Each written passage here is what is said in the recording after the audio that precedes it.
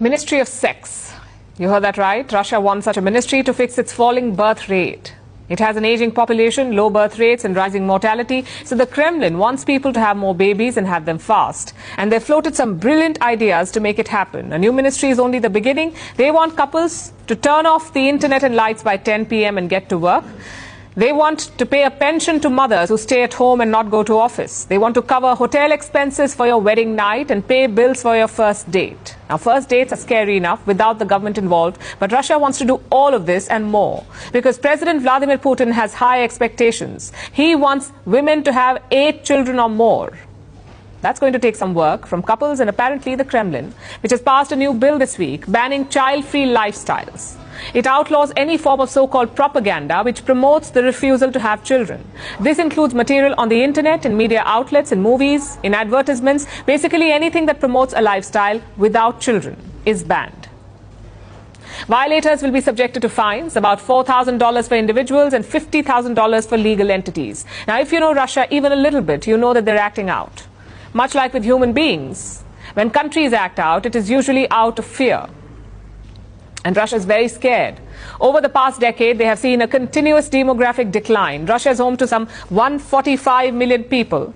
That's smaller than their population in 1991, when the USSR broke up, when the Soviet Union collapsed. And this year, it is expected to shrink further by 500,000. This poses a threat to the country's economy and social fabric, so the Kremlin is throwing money and bizarre sexual ideas at the problem. It also reflects broader demographic trends the world over. Our planet is slowly but surely walking towards a baby bust, a global population crash. Fertility rate, or the number of births per woman, is falling across most countries. In 2017, the global fertility rate stood at 2.5. By 2021, it was down to 2.3, and now it is 2.1. What is the ideal rate? 2.2. So we are below the ideal rate. 2.2 is also called the replacement rate, the rate of births per woman, which keeps the population stable. The world average is lower than that. So the number of births is falling. What are countries doing about it? They've already curbed women's rights in more ways than one. They have failed to ensure the safety of women. They have judged and controlled women's bodies. They have certainly not made it easy to have or raise children. And now they're cajoling women like they are children so that they can have more children. This is what most countries do. They first try to bribe women, like South Korea did. It has the lowest fertility rate in the world at 0.72. Since the year 2006, South Korea has spent more than $270 billion.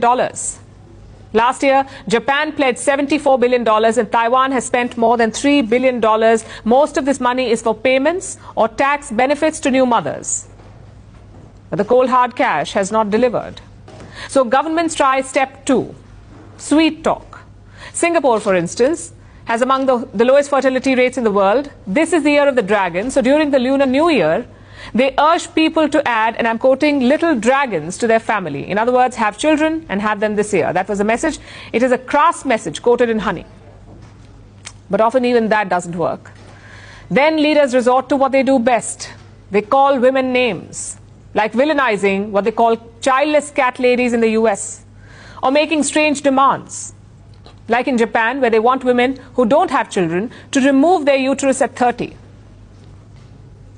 Meanwhile, France wants compulsory fertility testing for women aged 25. Bizarre is a small word to describe what is happening here. This borders on dystopian. Governments are so used to having a say over women's bodies, they don't want to accept that in certain things, nature plays a role. And do you know the worst part? None of these tactics work. Decades of research proves this. People will not have children because you push them to. They will not have more children if you entice them with payment or fertility tests or bans on so-called child-free propaganda, and certainly not with public shaming. So what should governments do? Well, create conducive environments, implement policies that help mothers, provide better housing, generous maternity leave, cheaper childcare and more jobs, so people can build the lives they want while also having children. About time governments get their act together, do their research and stop acting like nosy neighbors pushing women to have children.